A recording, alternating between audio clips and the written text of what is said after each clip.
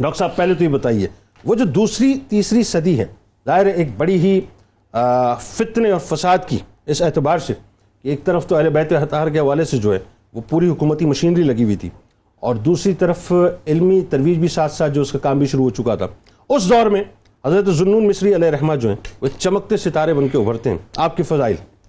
بسم اللہ الرحمن الرحیم. سلطان العارفین حضرت ذوالنون مصری رحمۃ اللہ تعالی علیہ ان جلیل القدر اہل علم میں سے ہیں جو بیک وقت محدثین، فقہا اور متصوفین میں شمار کیے جاتے ہیں. آپ کا نام فیض بن ابراہیم مصری ہے اور بعض روایات میں آپ کو ثوبان بھی کہا گیا، اور آپ علیہ رحمہ کی ولادت سن 189 ہجری میں ہوئی ہے، یعنی دوسری صدی ہجری کا اختتام ہے اور تیسری صدی ہجری کا آغاز اور اس کا وسط 245 ہجری میں آپ کا وصال ہوا. مصر سے آپ کا تعلق ہے اور کہا جاتا ہے کہ آپ کے والد نوبہ نامی ایک علاقے سے تعلق رکھتے تھے، لیکن آپ کی ولادت اخمیم مصر کا ایک شہر ہے وہاں ہوئی، اور آپ کا وصال جیزہ میں مصر کا ہی ایک علاقہ ہے، آپ کا 245 ہجری میں اس خطے میں ہوا. حضرت ذوالنون مصری رحمۃ اللہ تعالی علیہ کے حوالے سے یہ بات پیش نظر رہے کہ آپ نے جن اکابرین سے استفادہ کیا ہے اور جو آپ کے بڑے بڑے معاصرین رہے ہیں ان میں حضرت امام مالک رحمۃ اللہ علیہ، جس طرح آپ نے انٹرو میں بھی ذکر کیا کہ آپ نے امام مالک رحمۃ اللہ علیہ سے باقاعدہ حدیث کی روایت فرمائی ہے. کیا بات.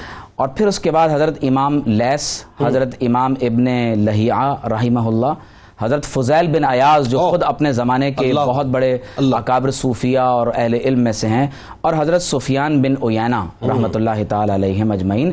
یہ وہ اکابرین ہیں کہ جو بیک وقت محدثین بھی ہیں، فقہا بھی ہیں، اور لوگوں کے زنگ آلود قلب و نظر کو قرآن کی تلاوت سے اور اپنی نظر سے بدل بھی رہے ہیں. ٹھیک ہے. آپ دیکھیے کہ نیکلوسن ایک مستشرق گزرا ہے اور اس نے حضرت ذوالنون مصری رحمۃ اللہ علیہ کے حوالے سے جب تحقیقات کی تو وہ اس نتیجے پر پہنچا، اس نے کہا کہ حضرت جابر بن حیان کے طبقے میں وہ شخص کہ جسے اولین دور کا کیمسٹ کہا جا سکتا ہے، علم کیمیا کا ماہر کہا جا سکتا ہے، ان میں ایک عظیم و شان نام حضرت ذوالنون مصری رحمۃ اللہ تعالی علیہ کا. آپ طبیب بھی ہیں، زاہد اور عابد بھی ہیں، سائح یعنی سیاحت کرنے والے ہیں، اسی طرح اللہ کا ذکر کثیر کرنے والے، متقی، واعظ، امام حدیث اور امام فقہ، اور سب سے بڑھ کر یہ کہ اللہ رب کریم نے آپ کے دامن کو حکمت اور علم کیمیا سے بھی مالا مال کیا. آپ کی کتابوں میں ایک کتاب جو زیادہ معروف اور مشہور ہے اور مخطوط کی صورت میں وہ کتاب ملتی بھی ہے،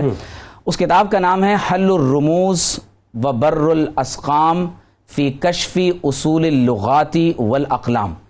آپ دراصل بہت سی زبانوں کے بھی ماہر تھے. سریانی زبان بھی آپ کو آتی تھی، عربی زبان تو مصر میں رہنے کی وجہ سے آپ کی مادری زبان تھی، لیکن خاص طور پر جو قدیم زبانیں ہیں آپ قدیم زبانوں کو پڑھنے کے ماہر بھی تھے. تو حل الرموز جو قدیم زبانوں میں خاص طور پر رمزیہ انداز میں گفتگو کی جاتی تھی، آپ اس کے رموز کو حل کیا کرتے تھے.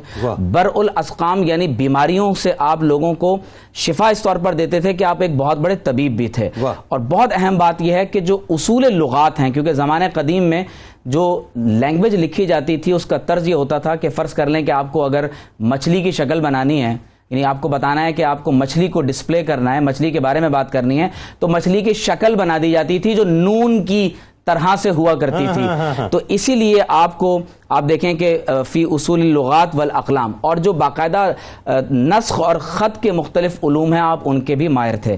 حضرت ذوالنون مصری رحمۃ اللہ تعالی علیہ کے بارے میں بہت اکابرین نے آپ کے احوال کو لکھا ہے. السر المکنون فی مناقب ذی النون یہ امام جلال الدین سیوطی کی کتاب ہے. حلیۃ الاولیاء اور طبقات کبریٰ میں امام ابو نعیم اور شعرانی نے بھی ان کے احوال لکھے ہیں. اور آپ کے مشائخ میں جو بزرگ نام ذکر ہوتا ہے وہ حضرت شقران مغربی عابد رحمۃ اللہ علیہ کا ہے. اور اس میں ایک بہت اہم نقطہ ہے اور وہ یہ ہے کہ بار بار ایک لفظ استعمال ہوا کہ آپ طبقہ ملامت سے تعلق رکھتے ہیں. تو داتا گنج بخش رحمۃ اللہ علیہ نے آپ کے بارے میں لکھا ہے کہ ملامت ایک تو یہ ہے کہ انسان سچ گوئی اور حق گوئی کی وجہ سے ملامت کا سبب بن جاتا ہے کہ لوگ ان کی ملامت کرتے ہیں. دوسری وجہ یہ ہوتی ہے کہ انسان بعض اوقات ایسا کام کرتا ہے کہ جو خلاف شرع نہیں ہوتا، جیسے رمضان کے اندر روزہ نہیں رکھا اور وہ مسافر تھا.